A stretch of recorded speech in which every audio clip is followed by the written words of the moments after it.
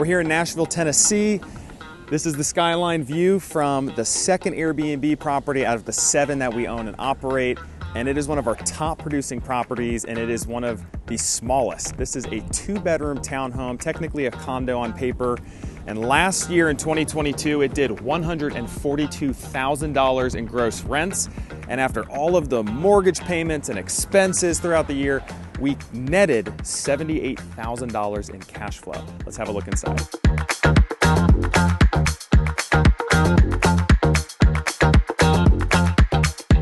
I actually haven't been in this unit in over a year.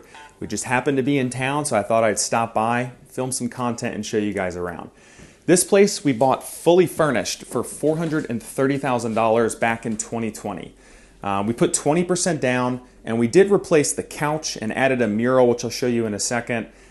So all in with down payment, closing costs, and some of the furniture and other expenses to get it up and running on Airbnb, we were all in at $115,000. Now what's interesting about that is we had no money left at the time. We had just bought our first Airbnb, but we were so all in and really wanted a second unit. My wife and I made the tough decision to liquidate. We sold out completely of my 401k and her IRA that we had been investing in for years, bit the tax penalty, bit the 10% penalty, whatever we had to pay, and invested in this unit. Now it's been a very worthwhile investment, and we are very happy that we actually made that decision. Not financial advice, but it worked out well for us. Our total ROI has been like over 400 or 500% over the past few years. Not only did we cash flow over $78,000 last year in 1 year alone, which is crazy, but we've also seen crazy appreciation here in Nashville. Obviously, the real estate market's been super hot. Nashville is one of the fastest growing cities in the country. A similar 2-bedroom unit next door to us in the same development just recently sold for $850,000. So if this place is worth anything close to that, our appreciation has been $300 to $400K just in the matter of a few years. So between that, the cash flow, and the tax benefits through depreciation, the principal paid out on the loan, this has been a very fruitful investment for us. So Airbnb is great. Short-term rentals are amazing. The cash flow is insane, but it's not always sunshine, rainbows, and a pot of gold at the end of every month. There are some headaches that come along with it. At the end of the day, you're not just in real estate, you're in hospitality. Things break, you have to replace them. And we manage all our properties completely remote. So what you're looking at in this living room is not just a living room. This is half of the sleeping capacity that we have for the whole unit. Now it's a 2-bedroom condo. We sleep 4 upstairs and a queen bed and a king bed. And down here we have 3 pull-out beds. There's a queen bed that pulls out and then 2 twin beds. One is the couch and then one is the ottoman. Now, we've actually had to replace every single piece of furniture in here, or at least the pull-out beds we did. We've had to replace that, I think, 3 times, and then each of these once, respectively. Now, while the cash flow has been amazing, there are times when it's kind of a headache, right? If we're doing this all remotely, we have to have a really good system in place in order to take care of that, because oftentimes we have same-day turns. Our occupancy is almost 95% in this unit.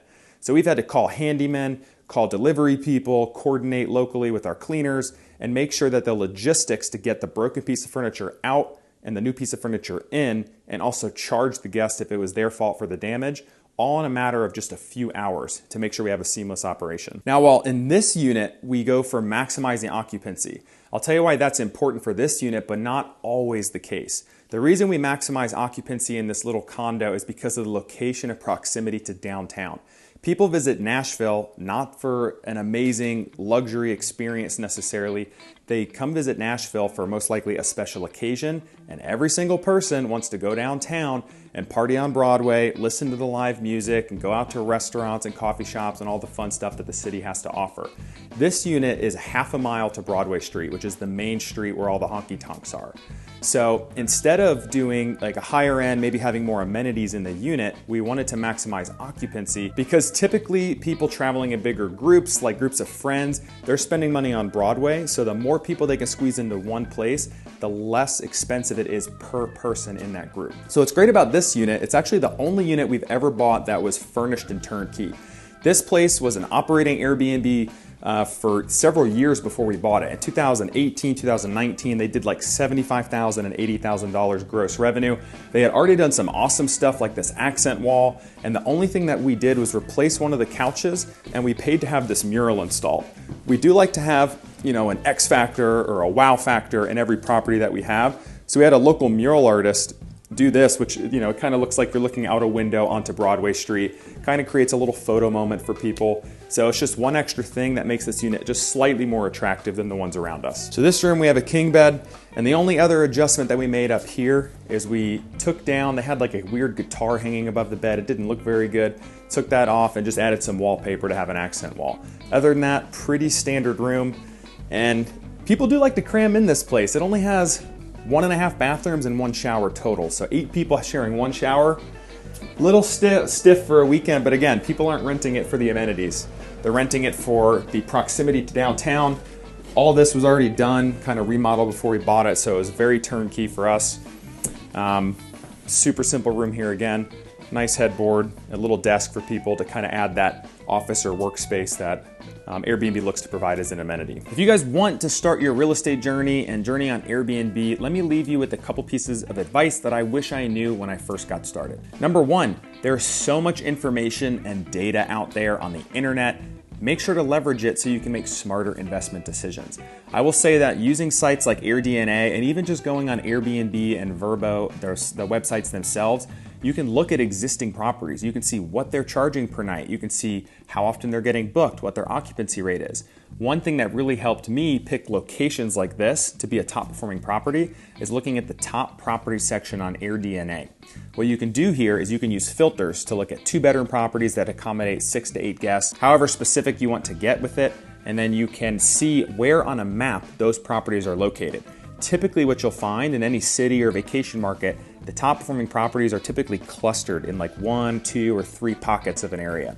So that can help you narrow down your search and eliminate other areas of that specific market. Because there's a reason why people are willing to rent more often and at a higher daily rate in those specific pockets. Secondly, look at those top performing properties. Look at their listings, look at their photos, look at what amenities they provide, what type of design they have, how many people they accommodate. It's not that hard to just recreate something that's, you know, already working. So don't fix what's not broken.